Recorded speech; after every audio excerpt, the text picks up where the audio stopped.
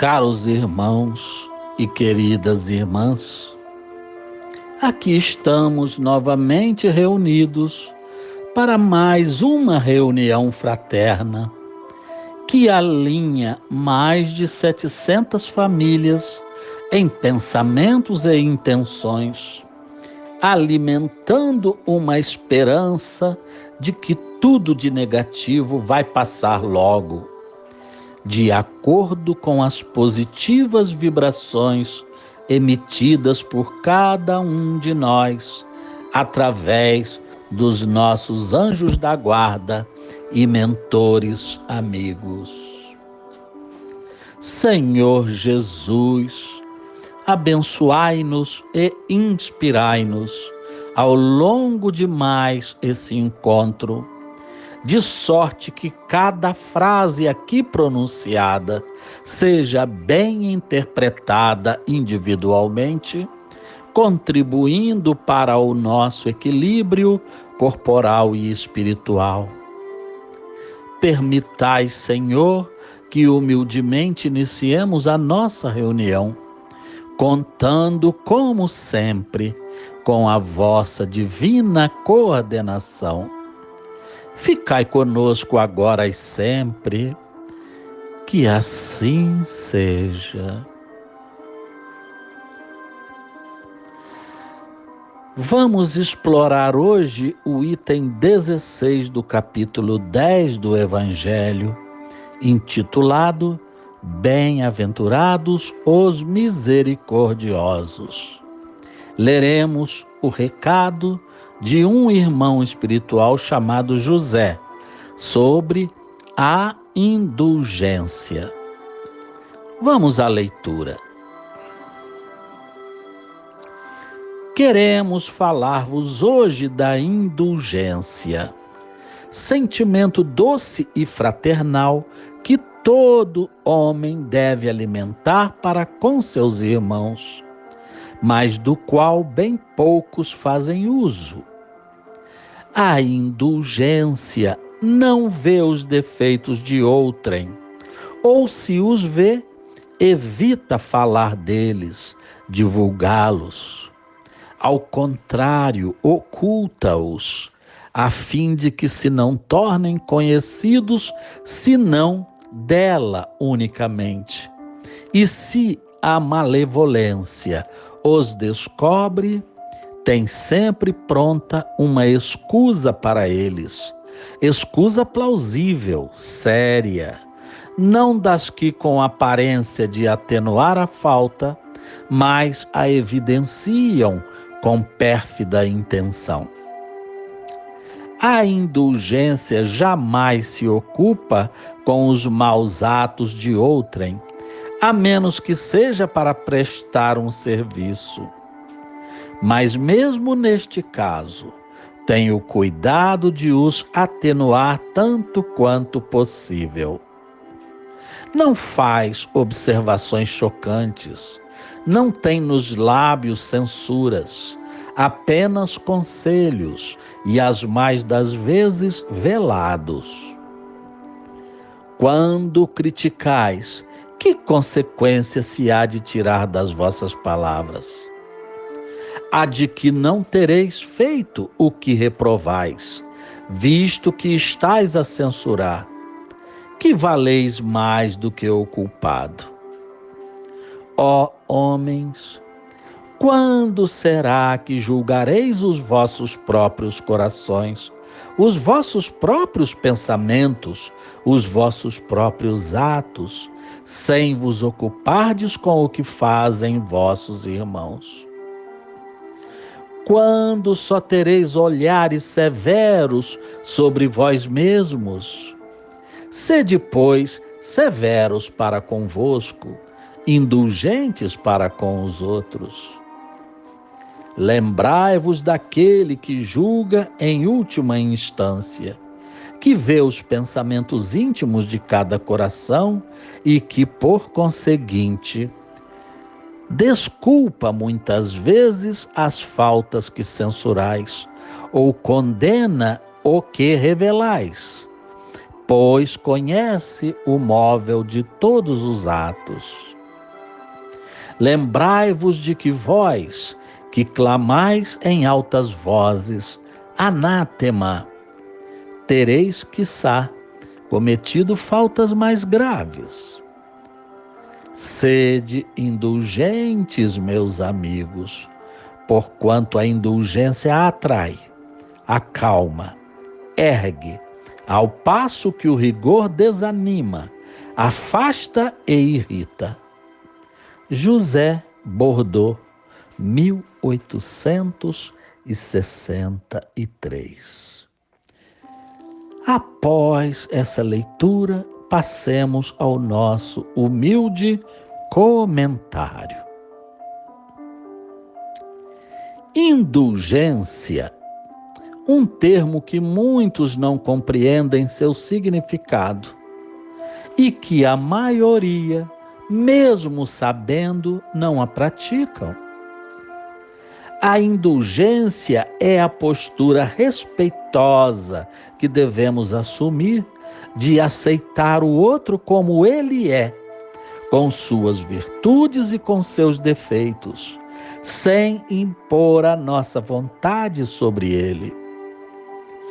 Quão difícil é para nós conviver com pessoas que pensam diferente, que agem diferente, que discordam de nós ou que cometem delitos reprováveis pela nossa consciência.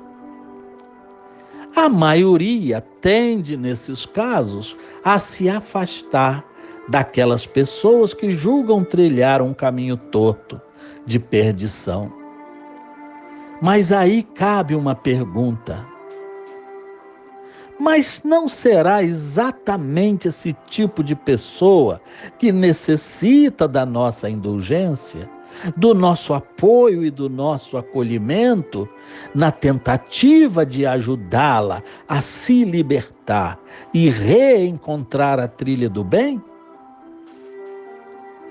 Ampliando um pouco mais a nossa visão moral, cremos ser oportuna mais uma pergunta à nossa consciência. Será que já somos suficientemente puros a ponto de não conseguirmos conviver com pessoas mais atrasadas? E uma terceira questão, ainda mais grave, para a nossa reflexão mais aprofundada. Mas o próprio Mestre Jesus, que é o nosso maior exemplo de grandeza moral, não convivia com pessoas de má vida? Ele, quando intercedera e salvara a mulher considerada adúltera do apedrejamento pela sociedade local, assim se pronunciou. E nós precisamos gravar esse recado de Jesus. Aquele que não tiver pecado algum, que atire a primeira pedra. E todos se retiraram e deixaram Jesus com aquela mulher. Amados irmãos e irmãs, muitas vezes nos togamos com a capa da pureza angélica, sem sermos puros, com a capa de juízes rigorosos, sem termos méritos para tal. É chegado o momento de reverter esse defeito grave que nos acompanha há séculos e estancar esse desejo de nos acharmos no direito de julgar as pessoas quando não temos gabarito moral para isso. Sigamos o amado Emmanuel quando nos aconselha a sermos rigorosos conosco e indulgentes para com os nossos semelhantes. Se por vezes algumas atitudes alheias nos causam asco, precisamos substituir essa rejeição por compaixão, agindo generosamente como irmãos fraternos, a fim de ajudar aquela criatura a se livrar daquele fardo pesado amarrado à sua alma e que pode conduzi-la ao fundo do poço da perdição e da dor, agora ou no futuro. Mas mesmo quando munidos das melhores intenções de ajuda ao semelhante desvirtuado, precisamos nos acercar de muito cuidado com as palavras e atos, para não o ferir ou diminuí-lo perante o nosso posicionamento. Precisamos aconselhar, não o condenar ou humilhar. Precisamos acolher, não o repudiar. Precisamos abraçá-lo fraternalmente, não o açoitar com palavras ferinas. Porque é impressionante como adoramos julgar os outros, mas odiamos ser criticados. Gostamos de profanar mal aos outros, mas abominamos quando descobrimos que alguém nos desconjura pelas costas. Nunca é demais recordar o Cristo quando disse: hajas com os outros como gostaríeis que os outros agissem convosco. A fofoca, a blasfêmia e a crítica nunca ajudam a quem está na trilha torta. Ao contrário, muitas vezes até estimula uma revolta maior do que ele já tinha, passando a agir de maneira ainda pior. E nesse caso, com a colaboração direta da nossa nefasta culpa. Pelo amor que velamos a Deus, não nos coloquemos num pedestal no qual não merecemos estar. Reconheçamos humildemente que se nos aportamos neste mundo cheio de almas vacilantes, com virtudes mescladas a defeitos, não podemos nos considerar puros e senhores mandatários da liberdade alheia.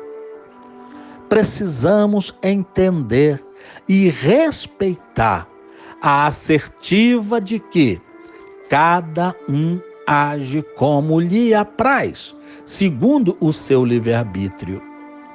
E, é claro, responde pelas consequências dos seus atos. Mas isso não significa que devamos nos encaminhar para o outro extremo, deixando para lá tudo que vemos de errado sendo praticado. Porque Jesus enalteceu como bem-aventurado todo aquele que tem sede de justiça. Então, o problema não está na nossa ação em si, de tentar ajudar a quem erra, e sim na forma como abordamos o assunto com ele. Jamais nos coloquemos altivamente e submetamos o nosso amigo errante ao jugo humilhante. Saturemos o nosso coração de amor, implorando ao Pai a inspiração adequada para que o outro sinta que tudo que estamos aconselhando é por amor a Ele e para o seu bem-estar, e não por repulsa ou por soberba. Reconheçamos, meus irmãos e irmãs, que não é fácil exercer esse papel de conselheiro sem que ofendamos as pessoas. Porque machucamos os semelhantes pelas coisas mais banais e muitas vezes até sem essa intenção. Por isso, tentemos aceitar as pessoas como elas são, sem restrições ou discriminações, para que também não sejamos rejeitados ou recriminados por aqueles que nos são superiores em moral e sabedoria. Que a humildade jamais seja dissociada das nossas atitudes cotidianas, e especialmente nos momentos da prática da caridade para com os semelhantes. E que Jesus nos inspire para que nossas boas intenções sejam assim entendidas por aqueles a quem levamos um aconselhamento amigável e amoroso. Vivamos em paz.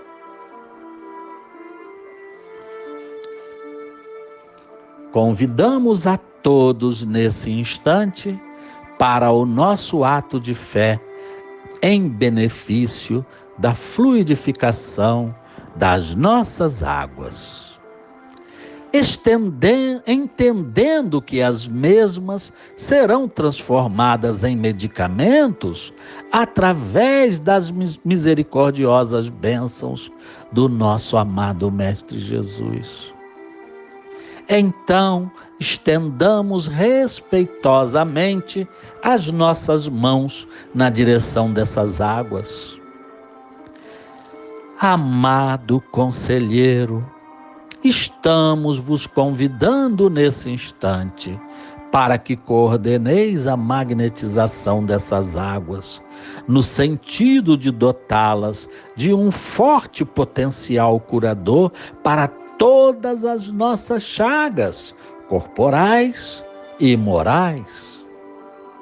Humildemente curvamo-nos diante da vossa grandeza e imploramos que as vossas bênçãos possam ser estendidas a todos nós e também aos nossos ambientes, deixando um aroma gostoso de harmonia e paz sobre os nossos ambientes familiares. Obrigado, excelso amigo. Águas fluidificadas em vosso santo nome, que assim seja. Chegamos assim ao final da nossa singela reunião de hoje, com o coração repleto de felicidade e a alma cheia de esperança num futuro mais promissor, mais fraterno e mais amoroso. Senhor Jesus, pedimos perdão por ainda não aquilatarmos a exata dimensão da missão confiada a cada um de nós. Que consigamos descartar pelo caminho as amarras que nos retêm presos a uma ignorância ultrapassada e conquistarmos definitivamente, como companheiro de nossa jornada, o eterno e mais puro amor doado pelo Cristo Jesus e por Deus Criador. Que as amizades possam ser adequadamente valorizadas e as ofensas esquecidas. E que, doravante, a nossa concentração no vosso elevado exemplo e a nossa fé possam ser o sustentáculo dos nossos atos. Doai-nos energia, Senhor. Imploramos humildemente a vossa autorização para que possamos encerrar a nossa reunião de hoje. Que assim seja. Desfaz-se nesse momento essa corrente de amor fraterno. Só seremos plenamente compreendidos quando soubermos respeitar as atitudes alheias. Até o nosso próximo encontro com Jesus.